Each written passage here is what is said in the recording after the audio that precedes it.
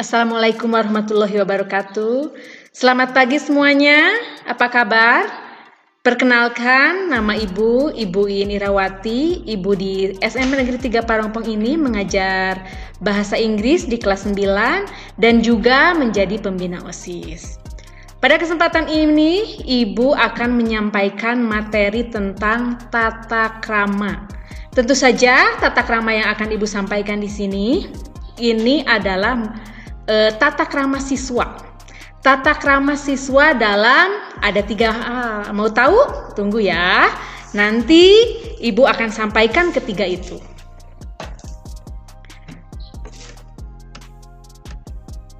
Oke, yang pertama yang akan Ibu sampaikan yaitu adalah definisi.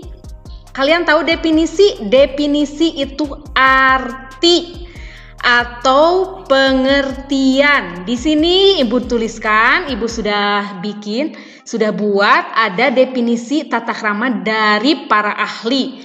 Di antaranya yang akan Ibu bacakan adalah dari Bapak Dr. Andes Burhanuddin.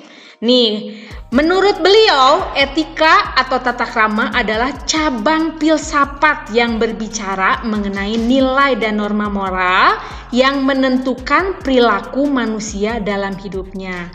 Kalau Ibu sendiri yang menyimpulkan adalah memang tata krama itu adalah etika atau aturan yang ada di kehidupan kita. Di sini etika dalam perkembangannya itu mempengaruhi kehidupan kita sebagai manusia. Etika memberi kita manusia itu apa ya? Orientasi ya. Jadi sebagai orientasi bagaimana menjalani hidup melalui rangkaian tindakan sehari-hari. Yang berarti etika itu sendiri membantu kita sebagai manusia untuk mengambil sikap dan bertindak secara tepat, mengambil keputusan tentang tindakan apa yang perlu kita lakukan dan yang tidak perlu kita lakukan. Di sini yang perlu kita pahami bersama, etika ini bisa diterapkan dalam segala aspek dalam kehidupan kita. Nah, itu yang bisa disimpulkan dari definisi tata krama ini. Adapun tujuan tata krama, langsung saja ya. Tujuan tata krama di sini Ibu sudah tuliskan ada 5. Yang pertama, mengajarkan manusia untuk berperilaku sopan dan santun. Yang kedua, menumbuhkan rasa empati atau peka terhadap perasaan orang lain. Yang ketiga, menumbuhkan sikap adil terhadap diri sendiri dan orang lain. Yang keempat, menjadikan manusia untuk memiliki jiwa sosial dan saling menghargai satu sama lain. Dan yang terakhir yaitu membangun kehidupan yang rukun dan harmonis. Jadi tujuan-tujuan di sini tidak ada tujuan setiap pembelajaran itu tidak ada yang buruk. Apalagi di sini tujuannya adalah tujuan tata krama, tujuan etika yang berharap kita bertindak sesuai dengan aturan. Dengan mengajarkan manusia berperilaku sopan santun ya, menumbuhkan empati, sikap, menjadikan manusia lebih memiliki jiwa sosial dan juga membangun kehidupan yang rukun dan harmonis. Nah, selanjutnya yang akan Ibu sampaikan di sini, kalian masih tetap on kan ya? Nah, di sini ada manfaat dari tata krama itu sendiri. Ada tadi tujuannya, salah satunya menjadikan manusia yang sosial nih. Di sini sekarang ada manfaat tata krama. Manfaat di sini Ibu persingkat menjadi 3. Yang pertama, manfaatnya dapat lebih disenangi orang lain. Nah, kalian mau kan disenangi orang lain? Nah, tapi sebelum disenangi orang lain, kalian harus menyenangi diri sendiri dulu. Nih, baru kalau kalian sudah bertindak, senang terhadap diri sendiri, nah insya Allah bisa disenangi oleh orang lain.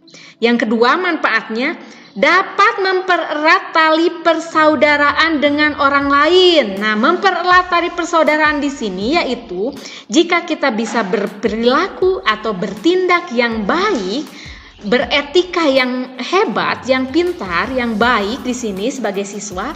Nah, semua orang yang tadinya tidak kenal, tidak paham dengan kamu, bagaimana dengan bersikap, oh iya ini baik. Jadi yang tadinya tidak kenal jadi mempererat tali persaudaraan kita. Oh jadi mau kenalan karena sikapnya baik.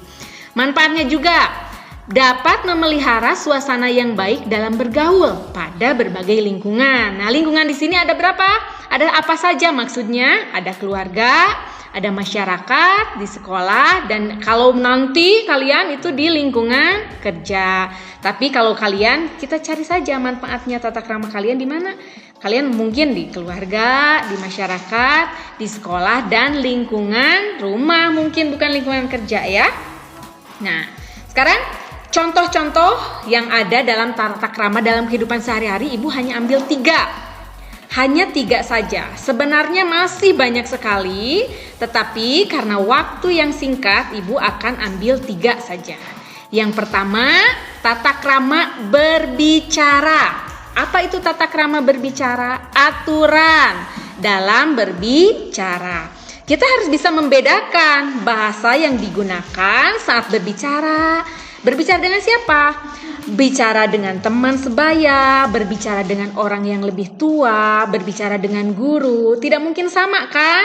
Nah, segala sesuatunya kita harus sesuai. Tidak mungkin berbicara dengan guru, berbicara dengan orang tua, kalian sama dengan berbicara dengan teman sebaya dan juga sebaliknya. Nah, yang kedua, ada tata krama penampilan.